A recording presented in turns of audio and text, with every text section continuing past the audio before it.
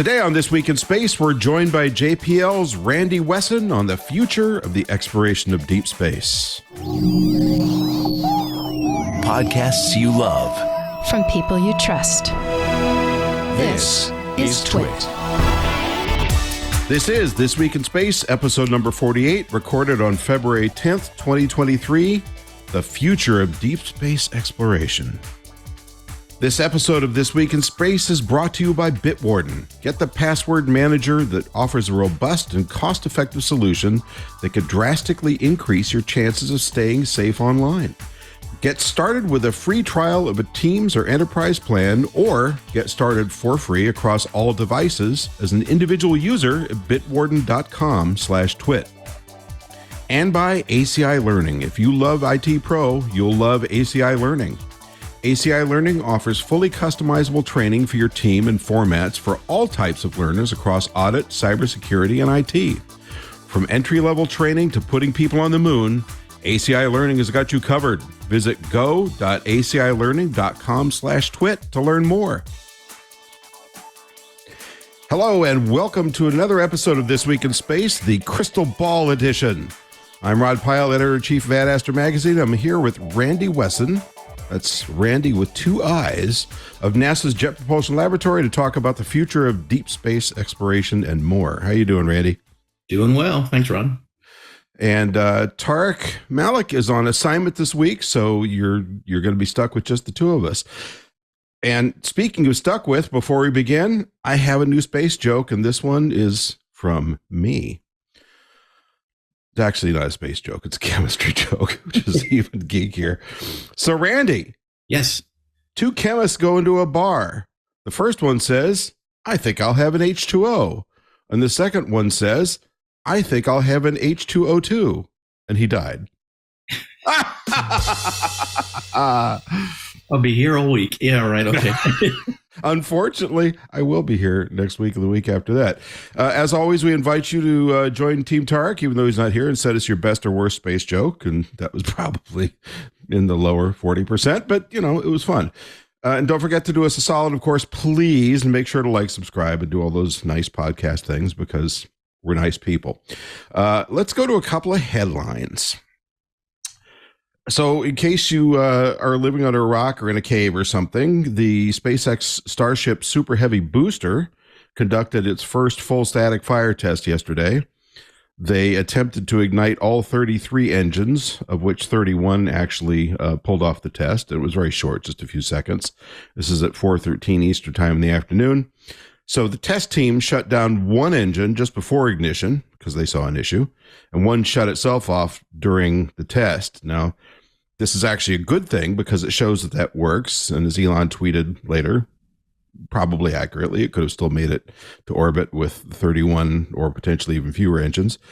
But it's worth remembering that back in the late 60s, early 70s, when the Soviet Union was trying to get their giant, massive moon rocket to fly, which also had a large cluster of engines on the bottom, what kept causing them to explode four times, in general, not specifically this all the time, was a lack of proper synchronization and control of the engines due to their very primitive computer system at the time, which was well behind even our very primitive computer system here in the West back in the 1960s. So, ignition failures doomed that program, and that's one of the few reasons why the Soviet Union didn't manage to send cosmonauts to the moon. But Starship came through the test with flying colors, and the 165-foot tall Booster 7 will, once it's fired in anger in, we hope, a month or two to actually try the orbital test, generate 16.5 million pounds of thrust at full operation, which is not quite, but nearly double what SLS generated at 8.8 million pounds, which was already the biggest rocket ever launched. Were you impressed, Randii? Yes. It's not easy to do that. It's not. To turn it off neatly.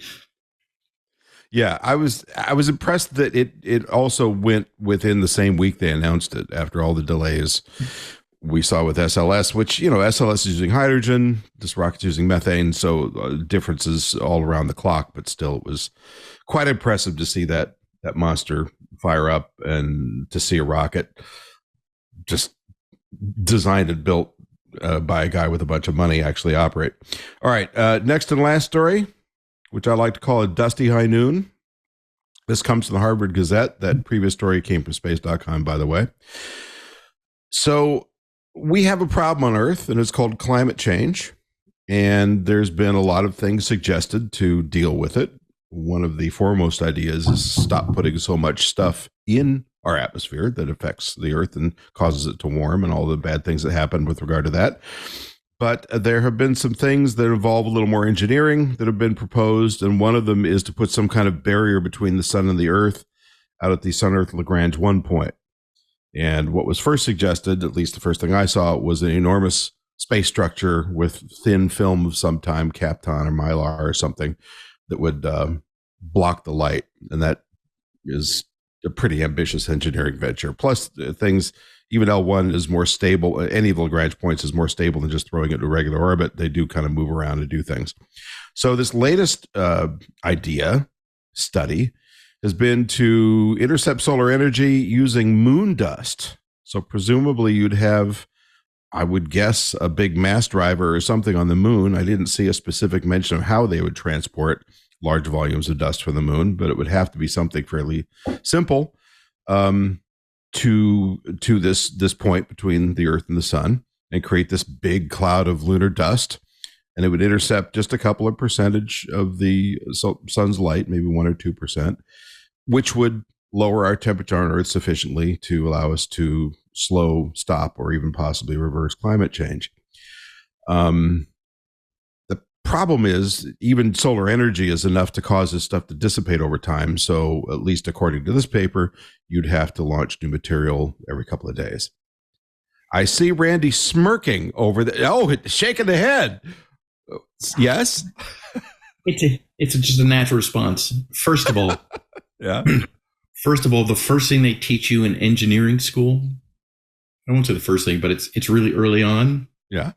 You never, ever, ever, ever solve a symptom. You solve a problem. You go to the root cause. So just by putting a barrier up, whatever you want to make it up of, is solving a symptom, not the problem. So you still have the problem going on Earth. So it's just going to get worse and worse. So that's a dumb idea, even if you could do it and you can afford it and you didn't have to worry about replenishing it every couple of days. The second thing is the unofficial law called the law of unintended consequences. Seems like a good idea, but what else is it going to affect? Right. And since we don't know, because that's why it's called unintended, it's just a bad idea. Well, and it's something that once you've done it, you may have trouble undoing it if it does accomplish something you didn't expect it to do. Well, I didn't realize how fast it dissipates, but maybe you can undo it, but you're going to go through a huge expense to try something that you're hoping will work. Well, if we're going to do something like this, so I was listening to another TWiT show the other day. They were talking about Johnny Ive, who used to be the chief designer at Apple, had recently designed a deluxe clown nose, which apparently, those red stick-on clown noses apparently is a big thing in the UK. He's from the UK, I think. And they were talking a bit, quite a bit about that, actually, which is kind of amusing in itself. But I was thinking, if we could get billions of those clown noses, we could use those to launch into L1 to reflect the sunlight, and it would create a kind of an interesting graphic up in the sky as well. Sounds great. I mean, I think that's, at least they wouldn't get boinked out of the way as easily as moon dust. You're looking at me the way I look at my dog when he doesn't respond to a trick command I give him. So I guess it's all nuts. I mean, already solar and wind are also cheaper than coal. So I mean, why just go with the renewables? You get 1,300 watts per meter squared at the top of the atmosphere. There's no energy shortage. It's a knowledge shortage. Oh, that's well put. I mean, that's really it's probably not mine. Well, it is definitely not mine. I don't remember the source, but yeah, there's plenty of energy around, and you just want to do things in a sustainable manner.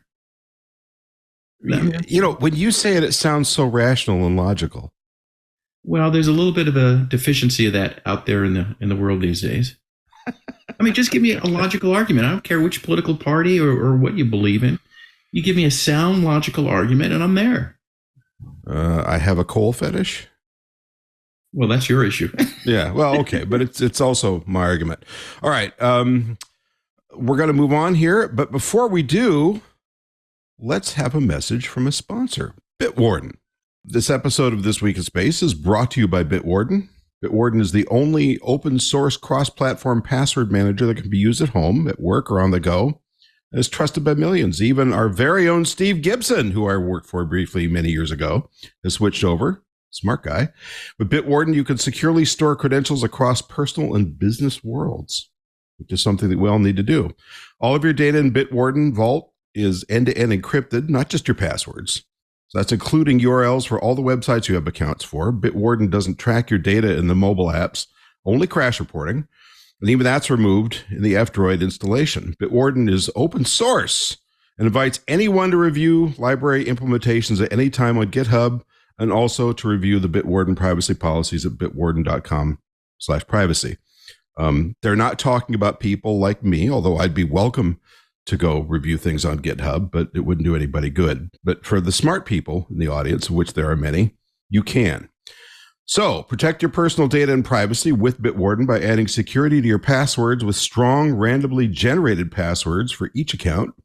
And you can go a step further with a username generator and create unique usernames for each account as well, which is something that I'm really terrible at, because Pink Puppy Bongo Top Hat isn't something that you want to use for a password necessarily, although I suppose you could. You can even use any of the 5 integrated email alias services as well. Bitwarden offers email alias generation with simple login, Firefox Relay, Fastmail, and now DuckDuckGo. These services will allow you to create a masked email address, one that you could use for only one website, for example, and forwards any emails to your primary email account. This keeps your main email address out of the databases of the services and sites you sign up for, which is really handy. Bitwarden is a must-need for your business. It's fully customizable and adapts to your business needs. Their Teams organization option is a $3 per month per user option, and their enterprise organization plan is $5 a month per user. Share private data securely with coworkers across departments or the entire company. Individuals can use their basic free account forever for an unlimited amount of passwords, or upgrade at any time to their premium account for less than $1 a month, and that's the deal. Family organization option gives up to 6 users premium features for only $3.33 a month. That's a hard number to forget. And Bitwarden supports importing and migrating from many other programs as well. At TWiT, we are fans of password managers, and Bitwarden is the only open source cross-platform password manager that can be used at home, on the go, or at work, and is trusted by millions of individuals, teams, and organizations worldwide. Get started with a free trial of a Teams or Enterprise plan, or get started for free across all devices as an individual user at bitwarden.com/twit. That's bitwarden.com/twit. And we are back. So Randii. Yes. So good to have you here. Give us your formal title at JPL, and then the title that sort of tells us what you really do, because they're a little different. And you have, I believe, from my last check, the coolest job in the universe. Well, right now I'm doing 3 things. One, we have a little think tank organization at the Jet Propulsion Laboratory. It's in the Innovation Foundry, and it's called the Architecture Team, which for short we just call the A-Team, and we make all the bad jokes associated with that. Do you have a theme song? Dun, dun, dun, dun. I want to be face. I'm also working on NASA's asking for people to propose a $1 billion class astrophysics mission. So I'm working trying to win that X-ray telescope.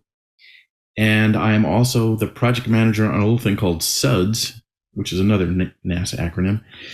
SUDS stands for Science Understanding from Data Science. So what you're doing is you're kind of repeating yourself there in that acronym, but okay.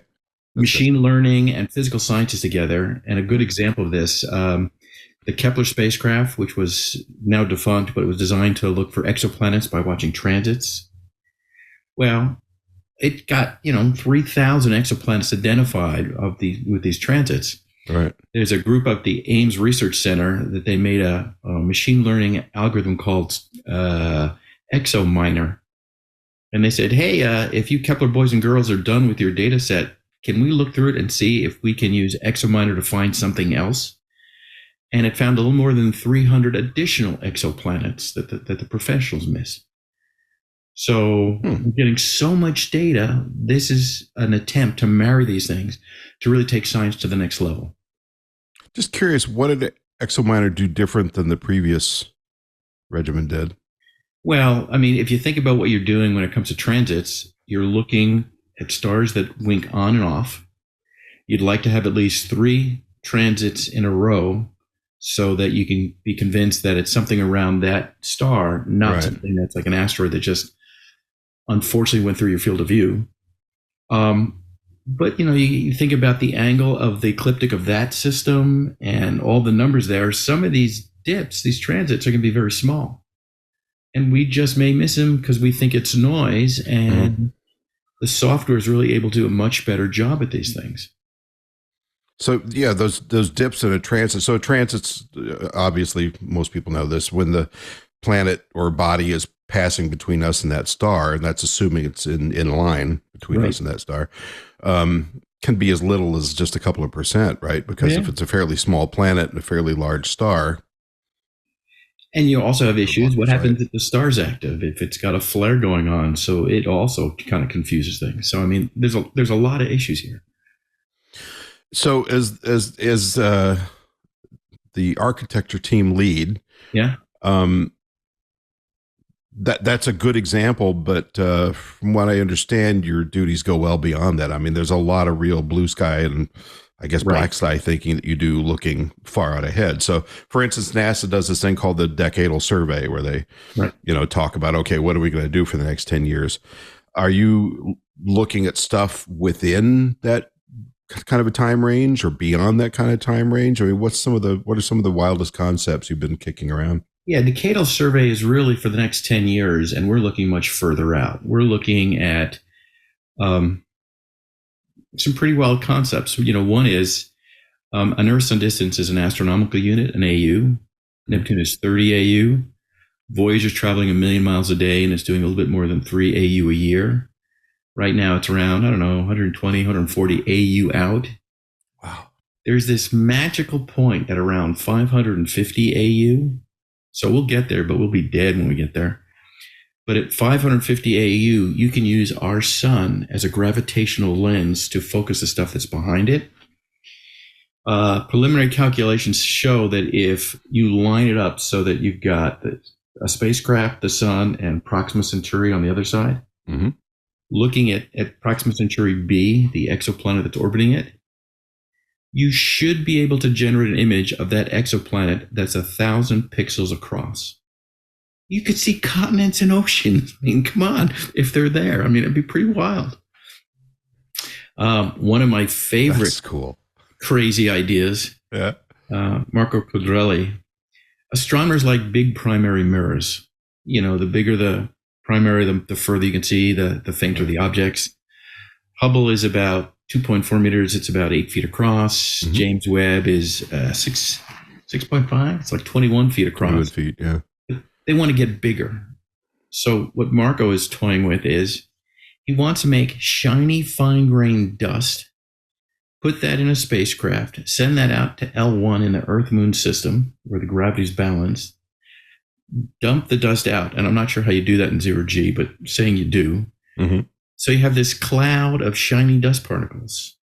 And then either with weak lasers or electrostatics, you shape the dust cloud into a mirror of any diameter. It's just a function of how much dust you have. And for bonus points, by controlling the average spacing between the grains, you can tune it to what wavelength it can explore. Wow. And what he goes and does, which is so funny, it's not that I'm doing a plug, he goes to an arts and crafts store down in Pasadena and he gets green glitter and he brings it to his lab and he's trying to levitate it and control the wavefront. It's like, wow. So is this this isn't a formal project. This is just an early This is right. This is technology development. Yeah. And is that it? It's sort of a class of its own, how it's handled Well, there? one of the things about the lab that's really nice, we are a national research lab. Mm-hmm.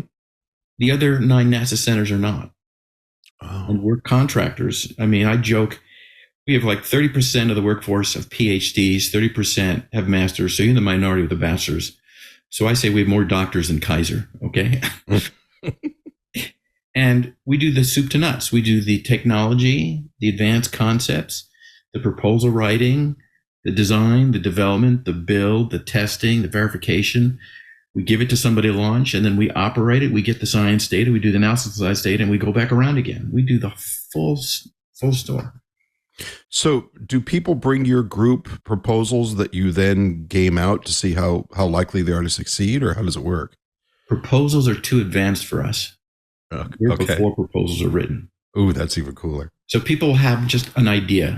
Someone will say, is it possible to shoot a harpoon into a comet nucleus and get a velocity assist off of it?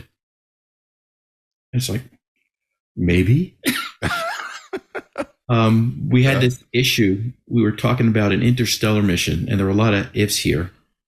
They said, if you could get to Proxima Centauri B in 40 years, you can't, but if you could break that mission up into like 5 phases. There's the increase in speed to a fraction of speed of light, the long cruise, the slow down into that system, then there's the encounter with that world, and then there's the long playback of the data.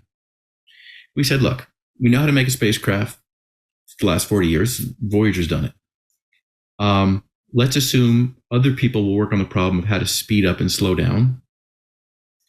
The challenge we have is, let's look at phase 4, where you're doing the encounter.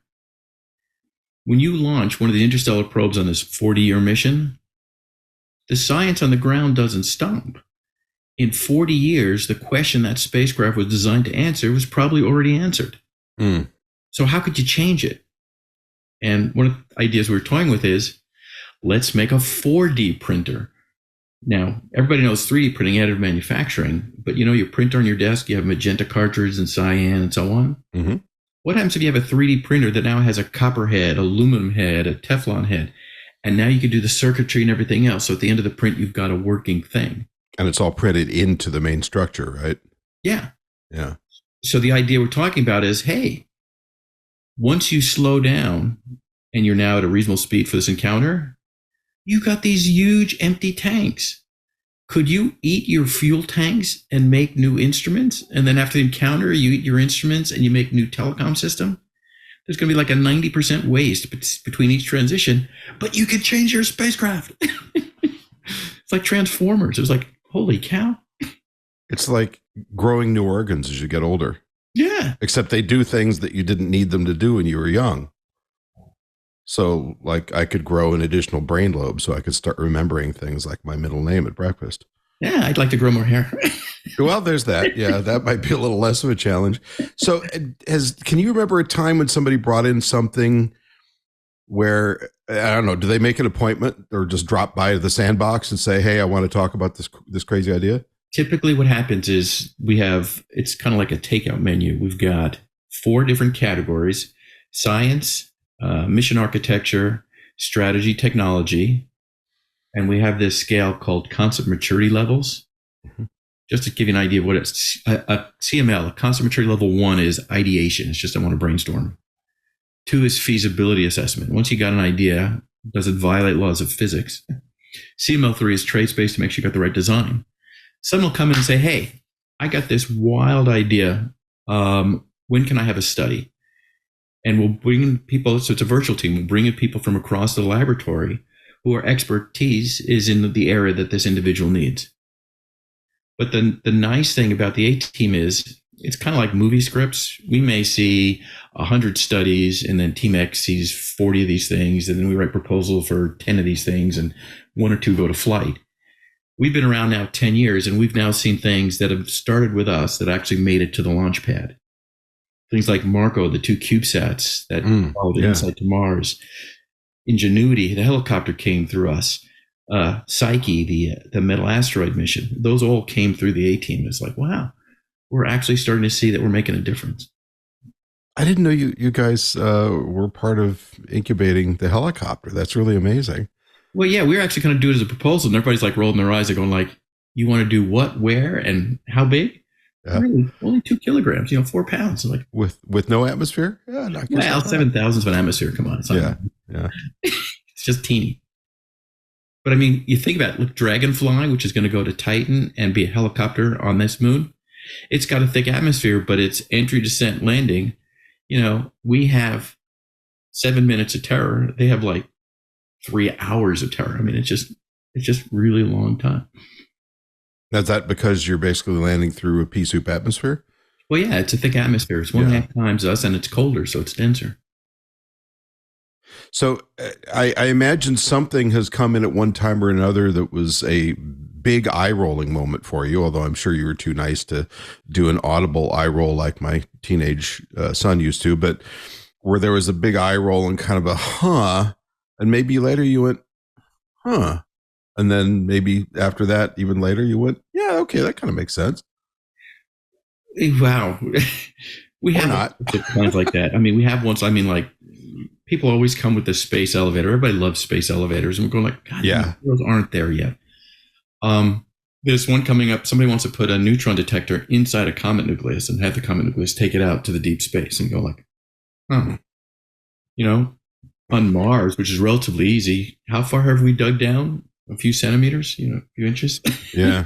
And you want to go how far on a nucleus? Yeah, it's probably softer and there's lower gravity, but wow, we don't even know how to do it on another world. You want to do it on an ice cube. Well, and after what everybody just went through with InSight, I guess it's a time to sort of reevaluate digging or burrowing methodologies. That was frustrating, I'm sure. What I would like to do is there are these things on the moon and Mars that I just love. They're called skylights. Mm-hmm. So picture lava tubes that the lava has stopped flowing. And now you have these tunnels. And what happens is when the top caves in, it forms an opening into this tunnel. We call them skylights. There are a bunch on the moon and there are a bunch on Mars. And that would be a great place to explore. And the fun place is not the tunnel itself, because you'd figure the tunnel will reflect the last flow. So it's all uniform, same material. Mm-hmm. But the skylight is like tree rings. It's stratified with each flow, which captures the solar wind material. So you could actually do a history of solar activity by looking at the stratifications in the sidewalls as you're going into one of these skylights. Which would require something like, I guess, a helicopter, or for Mars would be a helicopter. For the moon, you're looking at Moondiver. Yeah. There's a rover that goes to the edge of the skylight. It locks its back wheels, and then its front axle's on a cable. And it like duaxle. Down. Yeah. Ah, cool. Okay, there's a lot more cool things I'm going to ask you, but before we do that, I bet you can guess what's going to happen. Commercial? I'm going to read an ad for something else that's cool, and that's called ACI Learning. If you're looking to get into an IT career, you're going to need training and certification. And ACI Learning, an IT Pro, is part of ACI Learning now, is the way that you're going to probably best do that. Together, IT Pro and ACI Learning are expanding their production capabilities, bringing you the content and learning style you need at any stage in your development. Whether you want individual training for yourself or want to train your whole team, ACI Learning and IT Pro have got you covered. Join more than 227,000 members of the IT Pro learning community with access to 6,800 hours of content, new content added daily. Get team training for CompTIA, Microsoft IT training, Cisco training, Linux training, Apple training, security cloud, and more.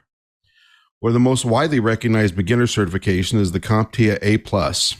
CompTIA courses from IT Pro and ACI Learning make it easy to level up your employees who have vested interests in cybersecurity, and we know how important that is.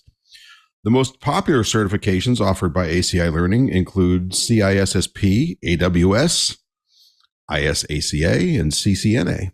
Other in-demand tech skills and certification courses offered are Technical Support Specialist, Computer User Support Specialist, Information Security Analyst, and much more. And all of those positions sound like they make more money than I do being a journalist, so that's a good thing. Certifications show more than just proving a skill set. They let your customers see that you're committed to keeping your organization up to date, and that's important. ACI Learning and IT Pro are with you every step of the way. With an IT Pro business plan, ACI Learning offers fully customizable training for your team. You can track your team results, manage your seats, assign unassigned team members, and access monthly usage reports. You can see metrics like logins, viewing time, tracks completed, and more. You can easily manage teams, manage subsets of users or teams by providing them with customized assignments, monitoring progress, and reporting on usage of the platform. Assignments can be full courses or individual episodes within courses. You can also get full access to advanced reporting, get immediate insight into your team's viewing patterns and progress over any period of time with visual reports. I think all of us at one time or another have done virtual training of some kind. I used to do it on CD-ROMs with various types of software. And, an awful lot of it looked like, if you're my age, you might remember public access television, where you had a green curtain and a couple of ficus trees and a director's chair, and it was pretty miserable to watch. And I worked in public access for a while, so I could say that with some authority. These shows do not look like that. These individual training videos are top quality production with interesting, enjoyable, engaging hosts educating you on these processes. And that's important, that it just makes it so much more pleasant than watching one of those bad, grainy old CDs that we all suffered through. Respected companies and government agencies around the globe are turning to IT Pro and ACI Learning year after year to help them maintain their competitive edge. You can do the same thing. Supporting organizations across audit, IT, and cybersecurity readiness, ACI Learning keeps you and your team at the top of your game. From entry-level training to putting people on the moon, ACI Learning has got you covered. Maintain your company's competitive edge with ACI Learning and visit go.acilearning.com/twit. That's go.acilearning.com/twit. And for those of you looking to start today with a standard or premium individual IT Pro membership, use TWiT30 to get 30% off. And that's a deal. All right, speaking of a deal, I'm back with Randii Wessen, who I happen to get for free today. Thank you for joining us again. So you kind of went into a little bit of this, but if you get something that you look at and think, okay, this is cool, how do you game that out? Is that done? You said you bring in a virtual team. Is that done with the proposer, or do you kind of take it away in a corner and say, okay, we'll get back to you and game it out with a bunch of other people? And how do you pick the people you game it out with? What we're trying to do is be really efficient about this. Mm-hmm.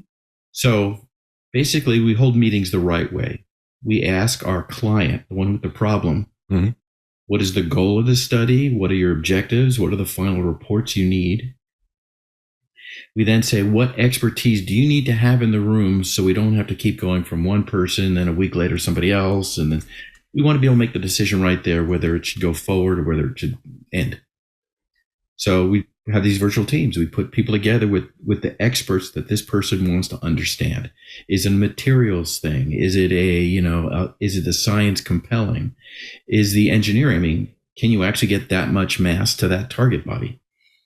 And we ask, is this an architecture study or is this a science? One of the challenges we have with science is that scientists are great at writing technical peer-reviewed papers. Yeah. They're really not as strong being able to sell it and communicate it to the general public and Congress people and everybody else. So we do whole things on science storytelling just to really be able to get your message across. As you can imagine, I'm particularly fascinated by that because my books are written for a motivated lay audience, and that's something I've been trying to do for about 19 years now. And I write a book for you guys for JPL every year, most years, called Technical Highlights 2020X. Title could use some work, but the book is cool. But it's taking, it's a very interesting situation because I'm going to guys like you and saying, hey, I know you spent the last 9 years of your life on this project. Let's talk about it for an hour so I can write it up in 350 words.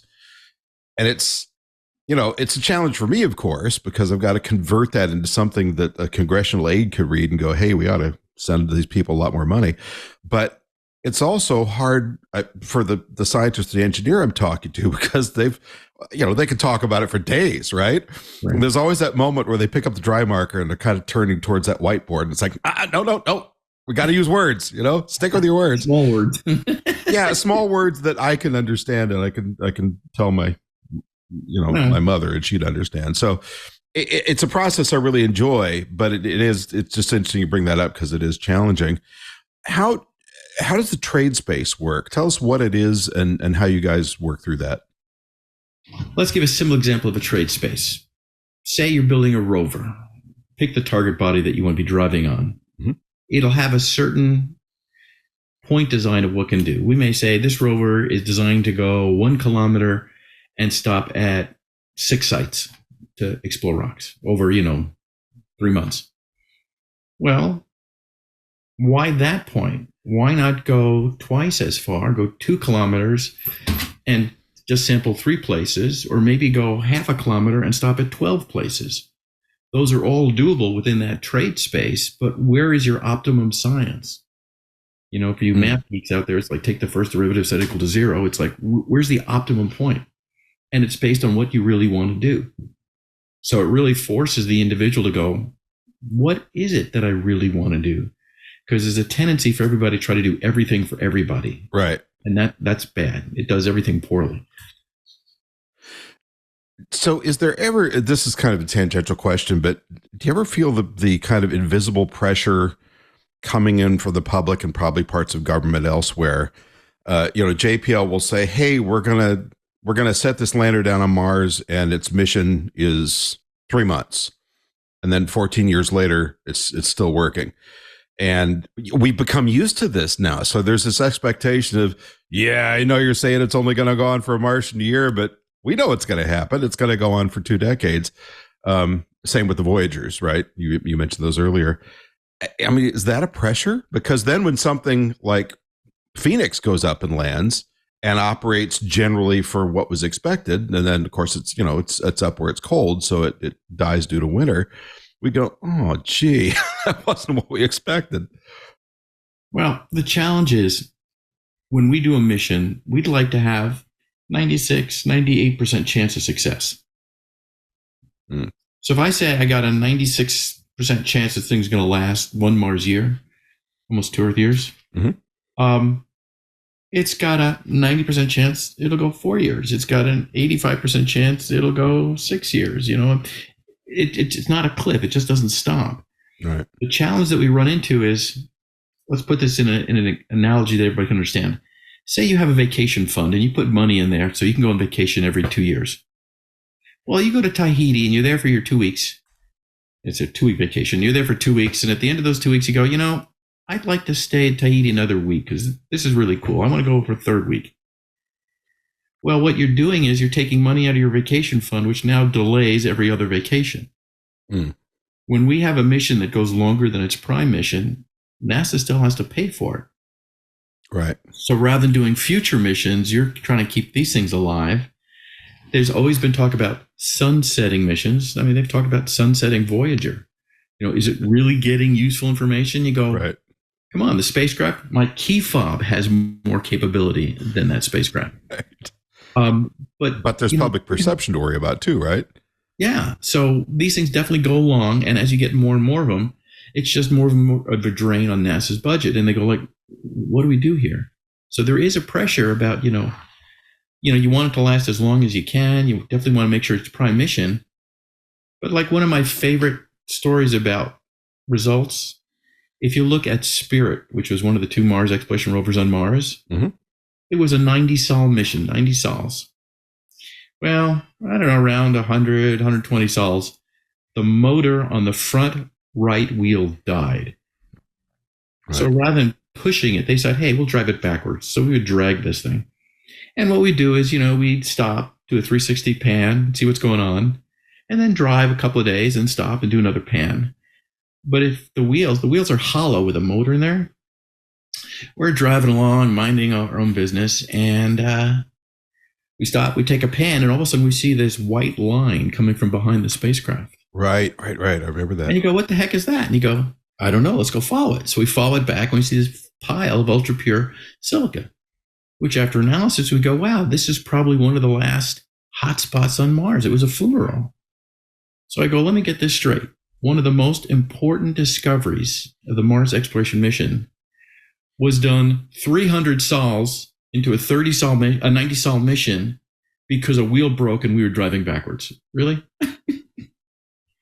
So there's luck in this business, and you'd never know what you're going to discover, but giving us the opportunity, we will discover stuff. So when do you cut something short? Right. And that's an interesting object lesson in sort of accidental positive results. And you mentioned, how these things cost out over the years. One thing that comes up often, if I'm doing radio or a talk at a school or something, they'll say, well, why do we spend so much money on this and all that kind of thing? And most people, as you know, don't have a very solid grasp on what NASA's budget is. Polls about 20 years ago, polls are telling us that the public thought NASA got 25% of the federal budget. Can you imagine our condos on Alpha Centauri B if you were getting 25% of the federal budget? The last one, which is just a few years back, was a little more realistic. I think they were saying 7 to 9% of federal budget. As you know better than I, it's less than about 0.5% of the federal budget. So it's, not quite in rounding error territory, but it's getting there. At its highest, it was just under 5% back during the Apollo program. What I find interesting is during the Apollo program, we basically had some moderately inexpensive probes going to Mars and Venus. Those were the robotics. And we were flying Gemini spacecraft in preparation for Apollo. That's pretty much it. And there was no such thing as a legacy probe out there because all this was very young. And that was 10 times the budget you have now. So now with a tenth of that, you're flying who knows how many Earth orbital missions. You're spending money on the ground. You're spending a massive amount of money on education. You're spending money on aeronautics for airplanes and other Earth-based flight things. You've got probes operating in the deep solar system. You've got rovers operating on Mars, orbiters around Mars, so on and so on and so on. And of course, the space station and the Artemis program both trying to vie for the limited money on the human space flight side. I don't know how you guys do it. I guess that's why you still have ancient steel case desks and old beat up file cabinets in your little offices at JPL, right? There is some of that. Yeah. But first, I want to just discuss one of my pet peeves. Okay. My own personal view. This is not the view of the management. This is mine. Okay. I think the most important thing you can do as an individual, a nation, or a species is to learn. And learning is broken up into two pieces. There's research and exploration to get the information, and there's teaching to pass it on. And what is the first thing first world countries always cut? Research and education. You go like, really, guys? I mean, if you think about it, if I have a deserted island and I can put a bunch of people there and they can take whatever they want, but they don't learn, they're going to die out. Right. If on another island I put people that have nothing, but they can learn, they're going to go to the stars. So the question for you is, which island do you want to be on? And so, when people say, what good is NASA and that stuff, I go, look around. When I was your age, yeah, I had to pay, I was counting every minute on the telephone to call my buddies in New York. Right. Now I can take my FaceTime and I can see my daughter in Iceland and my son in San Francisco, and I can talk forever. Well, where does that technology come from? And that highly miniaturized, very efficient computer that was prototyped to a large extent for the Apollo program allows me to write books by sitting in my lazy boy and opening my laptop instead of going to the library. And you know what's coming because we're of a similar enough age, and pulling out a 3-foot drawer filled with file cards that you had to riffle through to try and find the book that you wanted by a very short typed up description. And then of course you went to the shelf and it was gone, and the librarian said, oh, that hasn't been returned yet. Sorry, we forgot. And it's like, come on, really? So yeah, that's definitely giving away my age, but things have improved a lot. And much of that is due to space spending. Oh yeah. We're walking around with supercomputers in our pocket. Yeah. Or as Alan Stern told me, so he corrected me in a talk we were doing together for, I think it was the Tucson Festival of Books. I said, your smartphone has more computer intelligence than all of NASA did in 1968. And he said, oh, that's not accurate. I said, well, do tell, Alan, because I was already feeling sufficiently intimidated. So that just kind of finished it off, right? He said, your smartphone has more computer intelligence than the planet did in 1968. And I thought, well, that doesn't actually change that argument that much because it was kind of us and the Soviet Union. And I think they were still using vacuum tubes, but okay. So what are some of the big targets of the kind of stuff that you investigate and game out? I mean, I assume a lot of it's outer solar system, but what are some of the targets of interest that we're excited about? Let me tell you two themes that are going on. First, okay. There is a rational way on how you explore a solar system. First, you send a spacecraft by the world to do the basics. How big is it? Does it have a ring? Does it have moons? Does it have a magnetic field? That kind of stuff. Phase 2 are your orbital missions, where now you go around that body, and now rather than atmospheric composition, it's weather and seasons. Phase 3 are your landers and sample returns, and phase 4 is human exploration, or what we like to call wetware. You got hardware, right, software, and wetware. Well, we've now gone by most major things in the solar system. Phase 2, we've done orbiters out to Saturn. So right now, NASA is really excited about doing a Uranus and or Neptune orbiter. But the thing that we find sad is if you pick which one, it's probably going to be based on trajectory, and that's why they're talking about Uranus. If you pick one to orbit, you're delaying the other one about 50 years. 50 years? Well, it's going to take, 5-7 years to build the thing once you get the green light. Wow, it's going to take you about, 8, 10, 12 years to get out there. So there's 20. You're going to do a 4-year orbiter that maybe goes to 10. So that's 30. Then you got to figure out when you get the next one going, and then you go through that whole same thing. It's going to be about 50 years between them. And, it's like telling an outer planet guy, which child do you want? Do you want Uranus or do you want Neptune?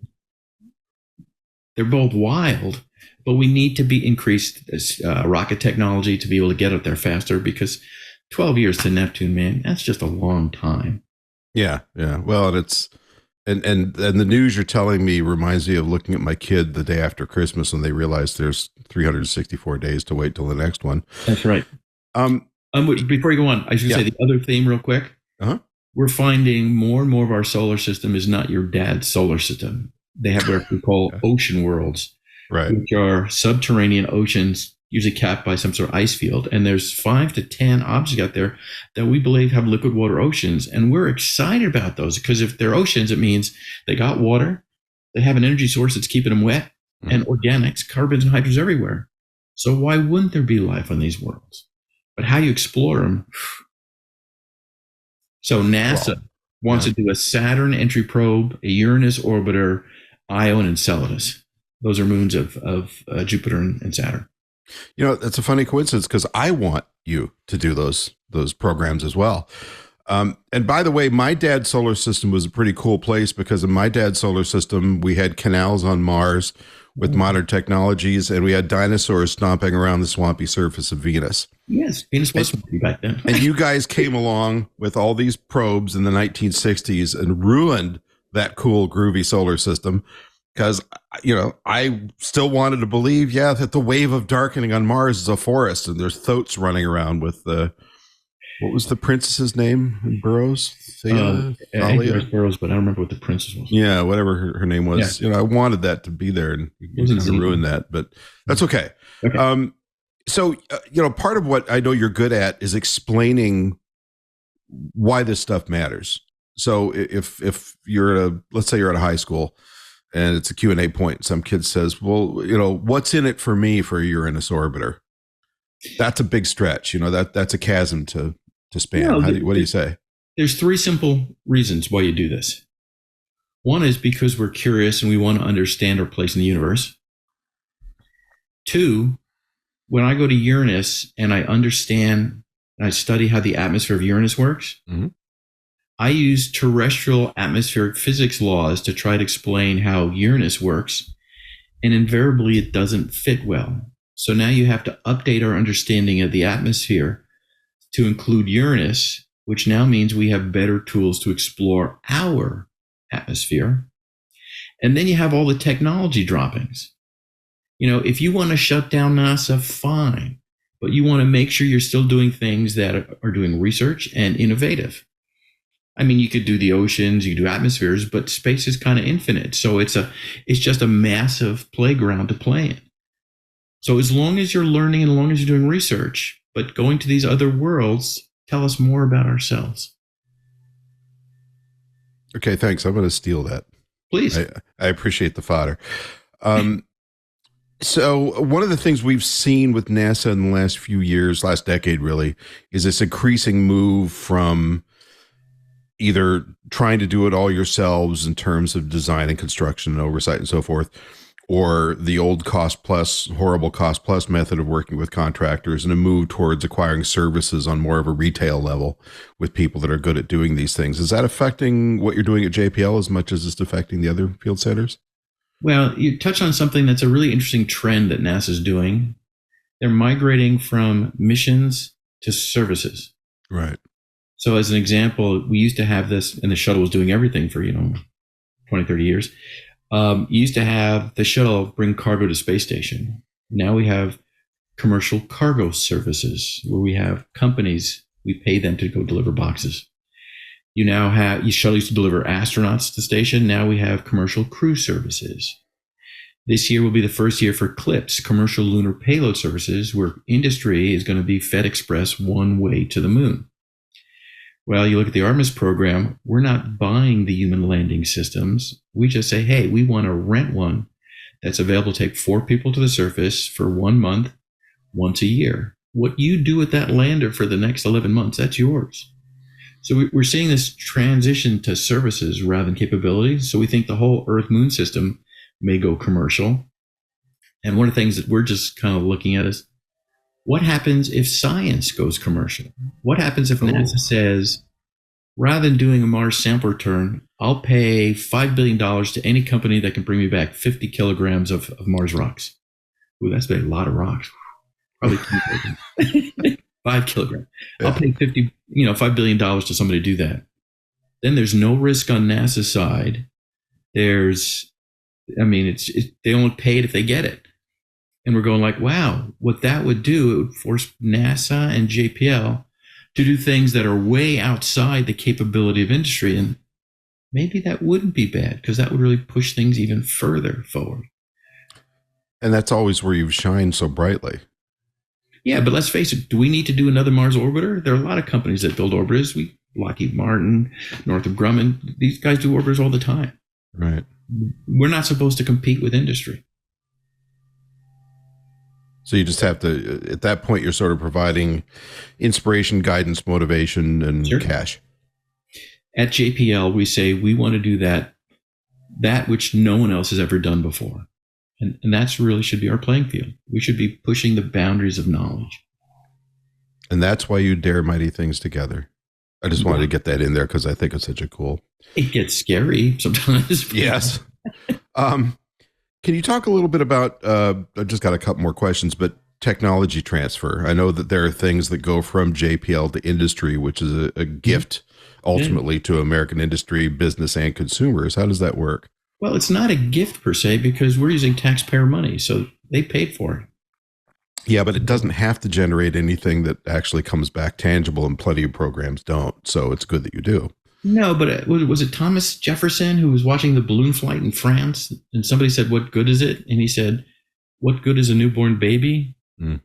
We're building capability here. Edison develops a light bulb. Big deal. There wasn't a power plant anywhere on the planet. Does that mean you don't do that kind of exploration? We're building capability. So we may build a widget to do X, but it's a capability. It's a tool. What you do with it, there's an A, B, C, D, E that you can do with it. And don't talk about Tang and Velcro. But yeah. Well, I've heard the Tang thing 1,000 times. Bill Handel on local KFI radio station always used to say, all right, I know that Tang, you keep saying it wasn't developed for the astronauts, but I know it was. And he's old enough to remember that it wasn't. It was around before that. But I thought Velcro was. Now you're going to bust another myth here. Go for it. I stay away from that playing field. But the bottom line is I support anything that does exploration. And one reason why I do outreach is because that's the other side. Remember, you want to do research and exploration and then education. So this is my way of education. So I'm trying to be a reasonable human being. Well, I know you to be a reasonable human being. Thanks. So I appreciate that. So kind of to wrap up here, I know one of the things that you do and do well is telling stories, and you tell JPL's story well. You just told us the story of what you do very well. But this is something that I think science and technology in general, and to be more specific, NASA in particular, has had some challenges with over the decades. Tell us your big story, NASA. Why does this matter? So we have Technology Spinoffs magazine, which has a value, but it's not something that you're going to stay up all night to read, probably, and other efforts. And it's something that's been really challenging. How can NASA tell its story to the public better, and how could people in the trade like me help them do that more effectively? Well, the first challenge has to do with human nature. Human nature has short-term being like 3 months and long-term being a year. Short-term should be kind of like decades or a century, and long-term should be a few millennia. If you think about it, in the United States, we get a new administration every 4 years, and they change what NASA does. Yes, they When do. we do stuff, we kind of work on 15, 20, 25-year centers. We can't change that fast. So in essence, the story is always changing. So until we get some sort of stability and long-range goals, rather than say, hey, this year I want to do mission ABC, next year I want to do missions DEF, cancel those. Right. We're always going to have a tough time coming up with one story. I mean, basically, we're exploring our place in the universe. And the two fundamental questions are, how did life start on Earth? And are we alone? And everything kind of fits that narrative. What you need from us is you need us to be able to tell clear stories. And one of the problems that we run into, you run into, is you have to know your audience. So one of my big jokes is you can be clear or correct. Pick one. And a great example of that, Voyager has an infrared instrument that's on its spacecraft. It's turned off. But if you tell its real name, nobody knows what you're talking about. Right. That instrument is the infrared interferometer, spectrometer, and radiometer. Iris. If I tell you so that people understand what it is, I call it a heat telescope. Yeah. Everybody knows what it is, but it's technically wrong. Right. So there are people that will grind their teeth when you say that, right? Oh, yeah. Where's my acronym? You need to know who your audience is, and you need to make a story. You want to bring people along with it. And one of the things you can do is tell stories in terms of how this is a human endeavor, and there are things, there's luck involved. My favorite luck story that nobody ever talks about is Apollo 13. Everybody knows the oxygen tank blew up, but what people don't recognize is that if you look in the mission plan, it was supposed to stir the oxygen tank from icing up 4 times, 2 on the way out, 2 on the way back. This thing blew up on stir 2. If you had blown up on stir 1, you never would have gotten to the moon and back, so they would have been dead. And if you blew up on stir 3 or 4, you already lost your lifeboat. They'd be dead. We demonstrated that we could survive an oxygen tank blowing up in the only place we could, stir 2. That's an interesting point. So it's luck. It's like, you try to plan the best you can, but guacamole happens. We've had a number of issues with things. If you've ever gone, I'm sure you have, if you've gone to see the displays of lunar modules, either the surplus ones or the cutaway prototypes and so forth. Yeah. The thing that's amazing about Apollo that I think is hard for a lot of people to grasp, especially if they're younger and have never had a chance to go out and look and touch and really study this technology is, sorry, I'm getting on a little tangent here, but we were operating right at the edge of what you could do and have any reasonable hope of success. And it worked. But you can go up, there's a prototype of a piece of a LEM. I think it's at Kennedy. And, you can't do this normally, but if it's after hours and the ropes are down, you can go up and put your finger in the hole and go, but goink, like the side of a Coke can, Yeah. It was really lightweight because it had to be. Right. And that kind of technology and design rippled through that whole program. And it just, somehow the further I get away from it, the more astonished I am that it worked. And it's still hard to do, as we're seeing with Artemis. Oh, this is not, for the SQUI mission, it's not trivial. But one of the things that I want to tell your audience before we get out of here is we're going to see an explosion of commercialization of what we call cislunar, the Earth-Moon system. Mm-hmm. And what you're viewers or listeners will be able to tell their kids is they'll be able to say they remember looking at the moon and remembering when there were no city lights on it. Yeah.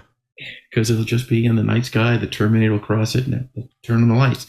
It'll be the side facing the Earth, and you go like, wow, we're starting to migrate to other worlds. And it'll spell out Coca-Cola or Nike. Yes. No, just kidding. So No, you're real. the other thing I want to be able to tell my kids is when are they going to be able to expect Randii's book? You mean co-author with Rod? Sure, why not? Oh, I'd work with you on stories, sure. Yeah. Okay. I've been trying to get my my sequel to Amazing Stories of the Space Age off the ground for a while, so maybe we'll talk about that at some point. Well, I want to thank you very much for joining us today. Is there any stone I left unturned that you wanted to? Sure, but that's beside the point. I mean, there are so many endeavors that are going on that just are thrilling. They're exhilarating. But I want people to be there that, science is not your enemy. A logical argument is great. Logic doesn't apply to everything. I mean, spirituality and that other stuff. Science isn't the tool for that. But when someone makes a statement, think about it, whether it's vaccines, whether it's GMOs, whether it's climate change. Take a step back and look, does it make sense? Because a literate audience is the most important thing we can have in this society. Well, and this show hopes that. I'm having a moment of profundity. Okay. You nailed it. Thank you. Where is the best place for us to keep up with what you're doing online? NASA has tons of websites, and I would just kind of figure out, we break the universe into a bunch of pieces. There's the human side of the house. There's the robotic side of the house. If you're the robotic, are you planets? Are you minor bodies? Are you inner solar system or your outer solar system? Are you further out, Kuiper and Oort cloud? Just let your imagination go wild. What do you want to know about? If you're at Neptune, the sun is a point source. It's no longer round, and it's like twilight there. When it rains ethane on Titan, the drops fall slow. So just use your imagination, go like, wow, where do I want to go today? And just explore. I just want to know if you had a website, but that was a very elegant answer. Thank you. Oh, man, NASA. That has done something. Okay. And of course, you could track me if you have the interest to do so at pylebooks.com. That's a Pyle, not PI, as is so often misspelled. And at astromagazine.com. I'm also on Facebook, Twitter, and occasionally Instagram, and active with the National Space Society across many more sectors than I wish I was. Don't forget to drop us a line at twit.tv. That's TWIS at twit.tv. We always welcome your comments, suggestions, and ideas. One more time, that's twist at twit.tv. We love getting your emails, so send it along. I'll be nice, I promise. New episodes of this podcast publish every Friday on your favorite podcatcher, all of them. So make sure to subscribe and tell your friends and give us reviews. Randii says, give us reviews. Give Randii a review with 5 thumbs up or whatever moniker they use. Okay. Yeah, whatever we can get. And you can also head to our website at twit.tv/TWIS. One more thing. Don't forget, you can get all the great programming on the TWiT network ad-free on Club TWiT, as well as some extras that are only available there. You'll find out when you get there for just $7 a month. And that's a heck of a deal. You can also follow the TWiT Tech Podcast Network at TWiT on Twitter and on Facebook, and twit.tv on Instagram. Thank you very much, and we'll see you again next time. Do you want to hear about the latest news happening in the tech world from the people who write the articles, sometimes from the people who are actually making the news? Well, we got a show for you here at twit.tv. It's called Tech News Weekly. Me, Jason Howell, and my co-host Micah Sargent, we talk with some amazing people each and every Thursday on Tech News Weekly, and we share a little bit of our own insights in each of us bringing a story of the week. That's at twit.tv/TNW. Subscribe right now.